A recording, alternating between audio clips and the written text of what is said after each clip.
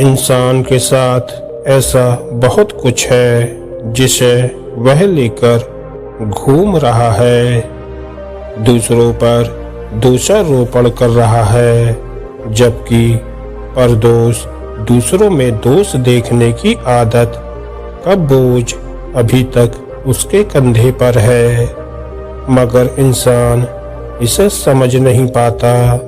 अगर वह खुद ईमानदारी से पूछे तो उसे मालूम हो जाएगा। अक्सर घटनाओं की वजह से इंसान के अंदर विचारों का बोझ आ जाता है। इस बोझ की शुरुआत कभी-कभी छोटी उम्र में ही हो जाती है, जैसे एक छोटा बच्चा जो अभी अपने पैरों पर खड़ा होना भी सीख नहीं पाया है, उसे किसी ने कुछ कह दिया, ताने भरे शब्द बोल दिए, तो वहीं से उसके मन में ऊंच नीच, छोटे बड़े के भेद भाव वाले विचार पनपने लगते हैं। जैसे जैसे बच्चा बड़ा होने लगता है, वैसे वैसे उसके अंदर विचारों की श्रृंखला बढ़ने लगती है।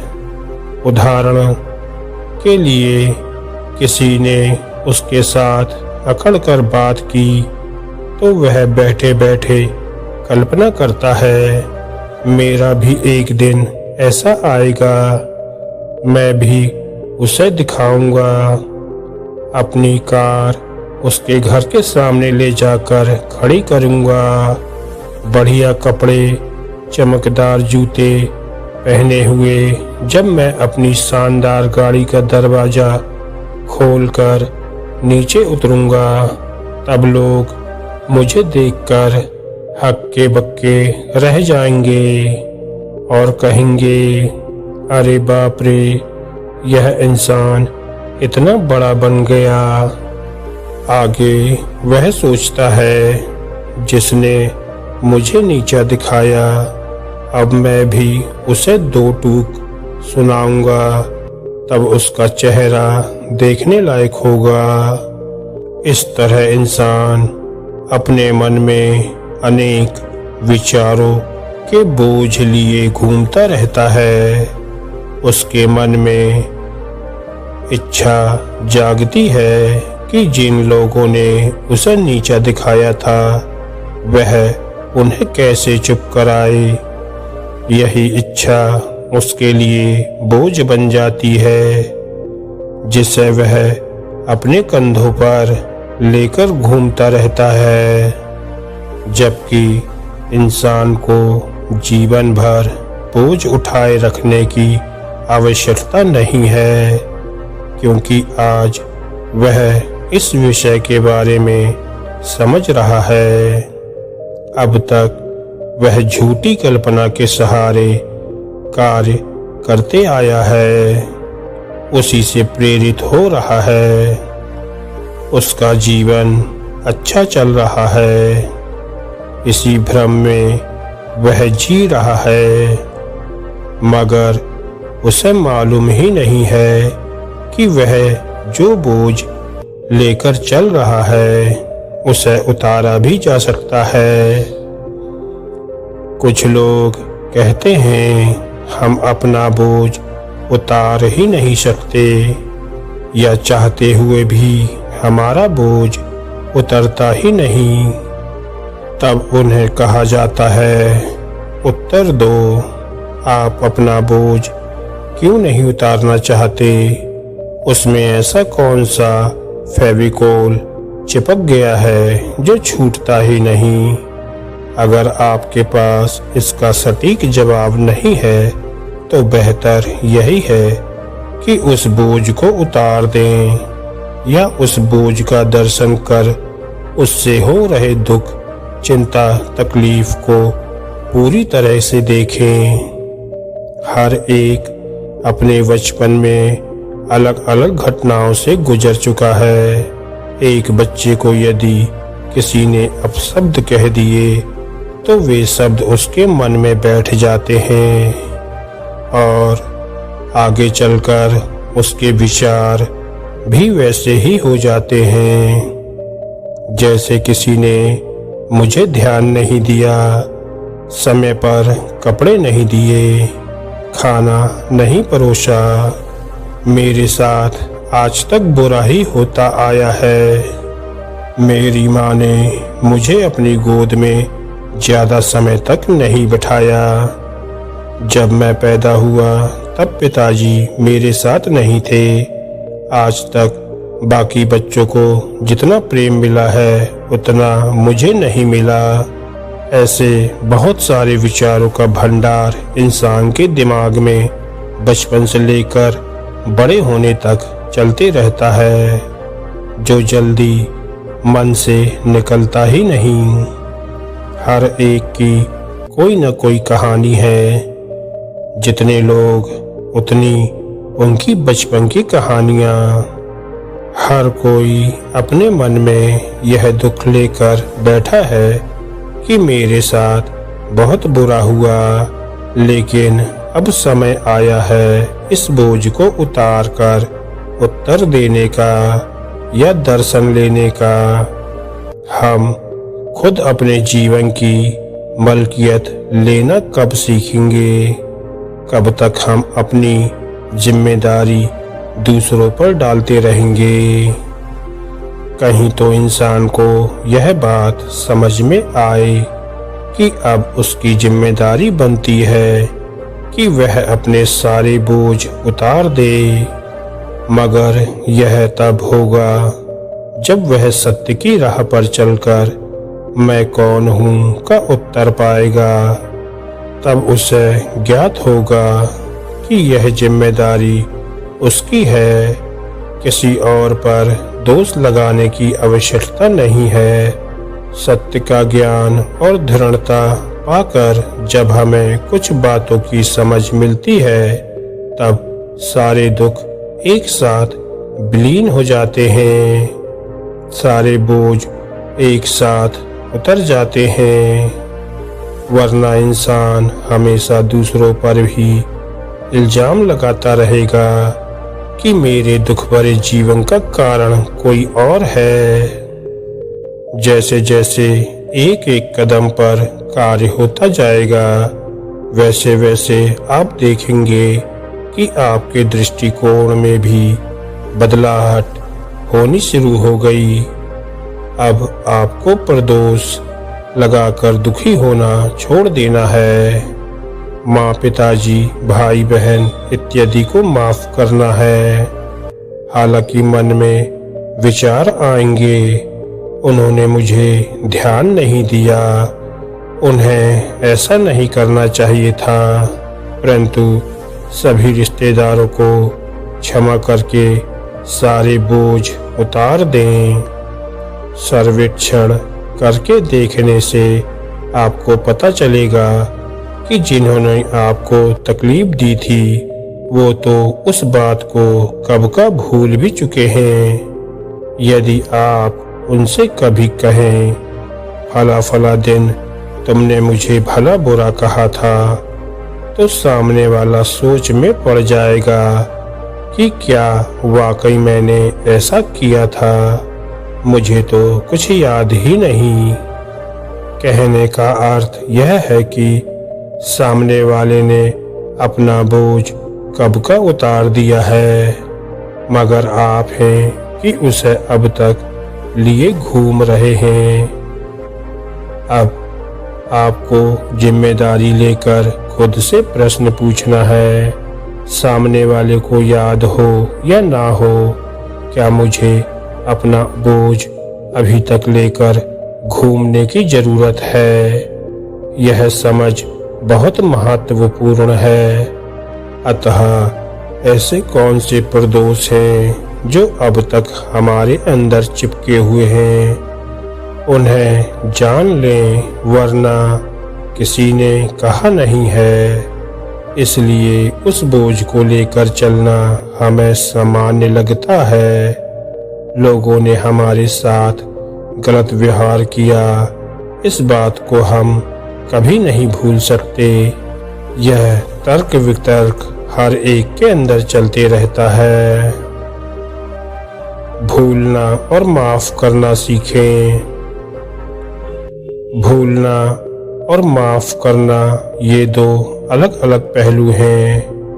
मान लें आप अपने दिमाग में किसी की कुछ निरर्थक बातें भूल नहीं पा रहे हैं, मगर फिर भी आप उन्हें माफ कर देते हैं।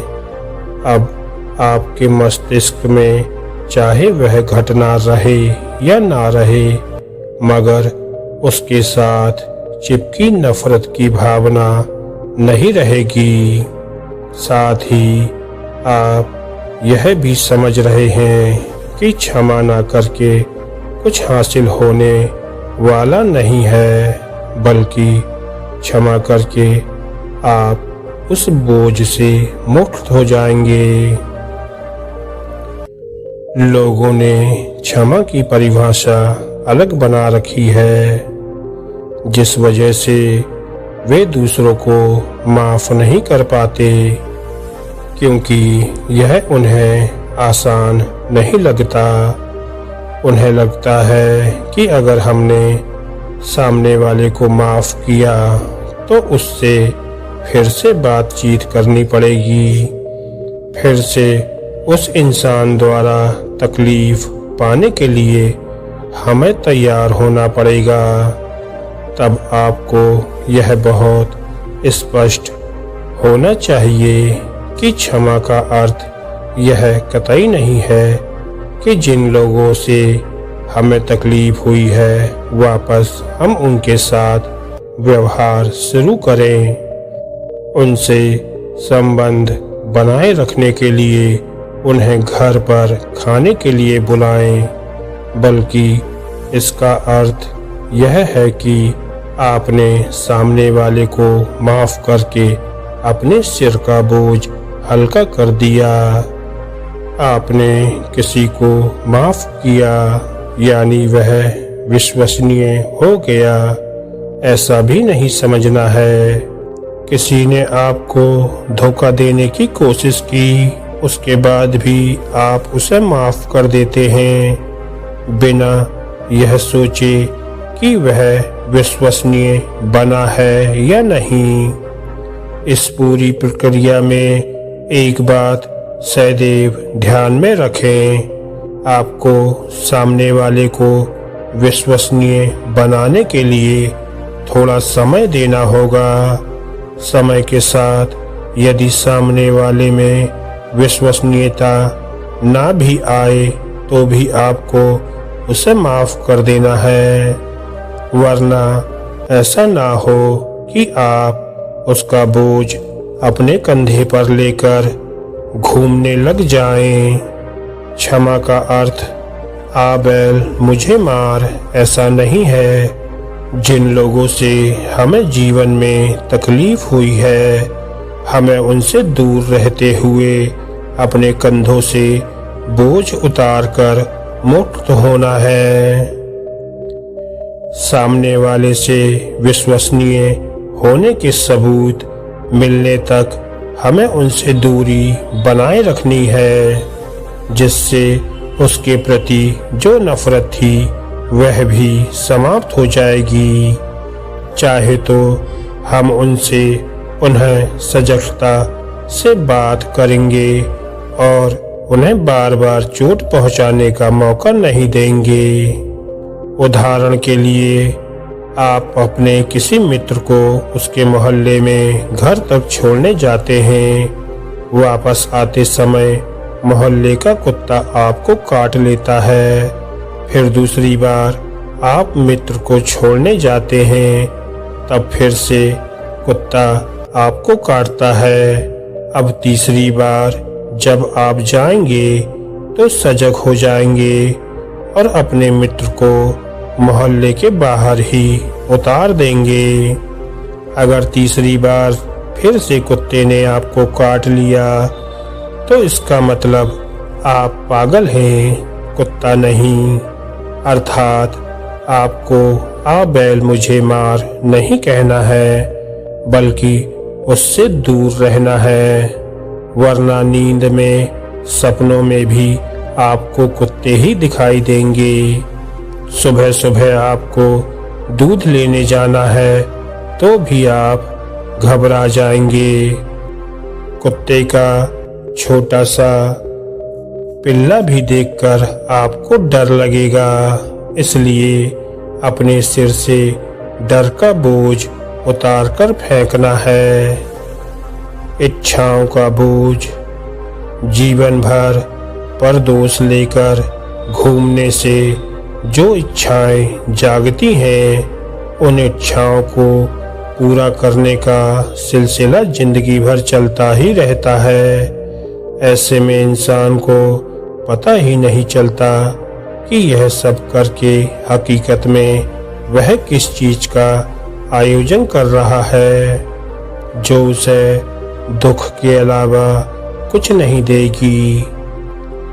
कुछ इच्छाएं लोगों के व्यवहार से जागती हैं और कुछ इच्छाएं इंसान जब खुद को व्यक्ति यानी अहंकार या शरीर मानता है तब जागती है।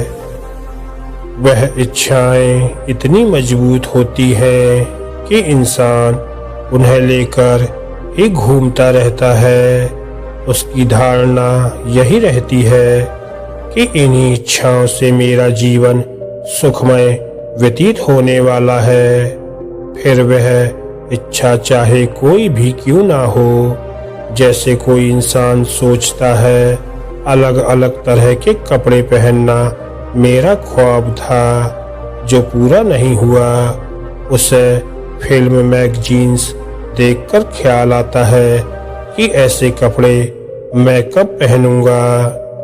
अगर इंसान अपनी इच्छानुसार कपड़े पहन रहा है और उसके कपड़ों को देखकर यदि कोई कमेंट्स टिप्पणियां करता है तो उसे बहुत दुख होता है कि फला ने मुझे ऐसा क्यों कहा, इसके पीछे मूल कारण क्या है, वह इंसान खुद को क्या मान रहा है। ऐसे भ्रमित मन में बहुत सारी इच्छाएं जागती हैं। जैसे आपको अगर रस्सी सांप दिखाई दे तो तुरंत विचार आएंगे मैं छड़ी लेकर जाऊं या बीन बजाऊं, मगर जैसे ही दिखाई देगा कि यह सांप नहीं रस्सी है, तब सारे विचार स्वतः ही गायब हो जाएंगे। इसी तरह किसी ने सत्य के बारे में सुना होता है तो उसके मन में सत्य पाने की इच्छा जागती है। अतः इच्छा से मुक्त होने के लिए किसी को सत्य के बारे में पता चलना बहुत महत्वपूर्ण है।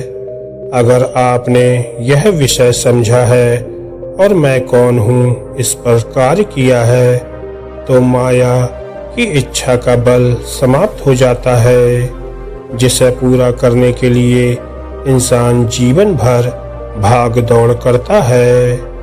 जैसे एक क्षण पहले उसके अंदर जोरदार इच्छा जागी थी यह जानने की मैं कौन हूँ, मगर माया की कोई बात सुनकर उस इच्छा की हवा ही निकल जाती है। जैसे कोई सत्य सुनने के बाद घर जाकर टीवी के सामने बैठता है और टीवी पर किसी फिल्म में लड़ते हुए फौजी को देखता है, तब उसके मन में जोश भरा विचार आता है कि मुझे भी देश के लिए काम करना चाहिए, फौजी बनकर शत्रुओं को मारना चाहिए। कुछ देर पहले जो इंसान सत्य का खोजी था अब उसके मन में फौजी बनने की इच्छा जागती है। इस तरह इंसान के अंदर प्रतिपल नई नई इच्छाएं जागती रहती हैं।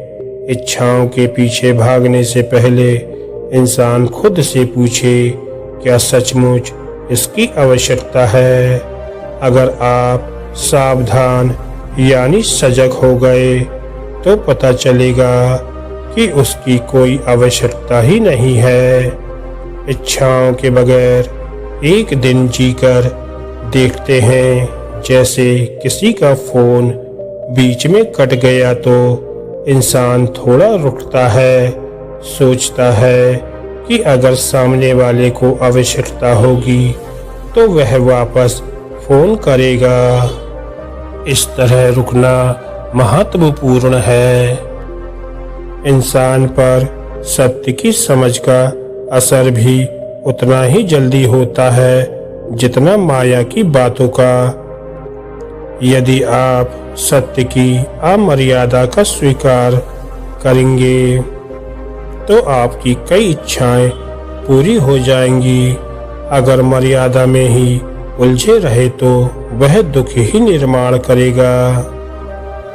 जैसे नदी के किनारे की एक मर्यादा होती है, पानी उससे बाहर नहीं जा सकता, उसी तरह शरीर की एक आउटलाइन होती है जिससे आपके अंदर उठी इच्छाओं को आप अपना मानकर पूरी करने में लग जाते हैं।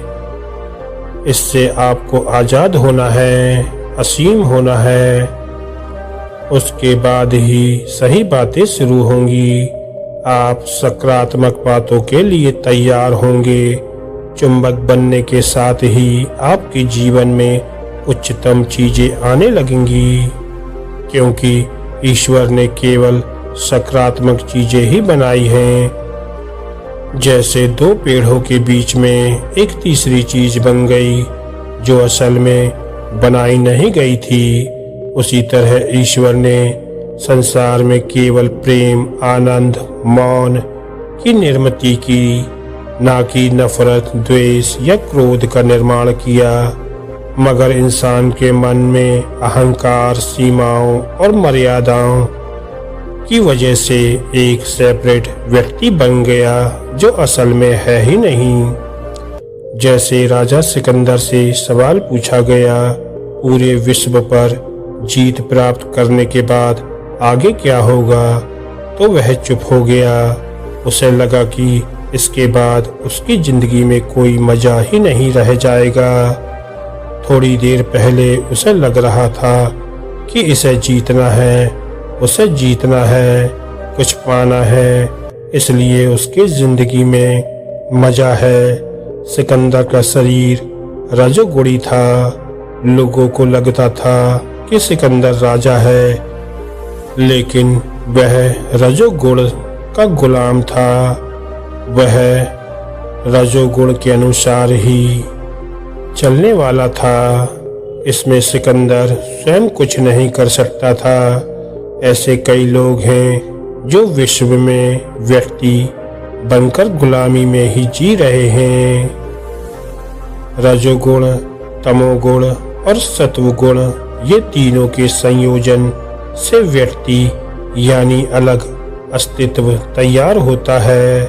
इन तीनों गुणों के पार गुणातीत अवस्था यानी असीम अवस्था होती है, जिसकी कोई सीमा नहीं है।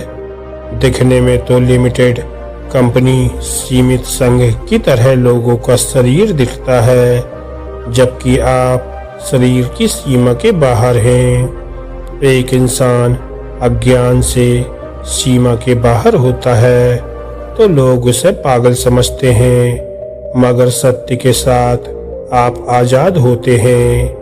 अब आपसे आपकी इच्छाएं, मान्यता, परदोष या अपराध बोध कर्म नहीं करवाते, बल्कि आप समझ के साथ कर्म करने लगते हैं। धन्यवाद दोस्तों।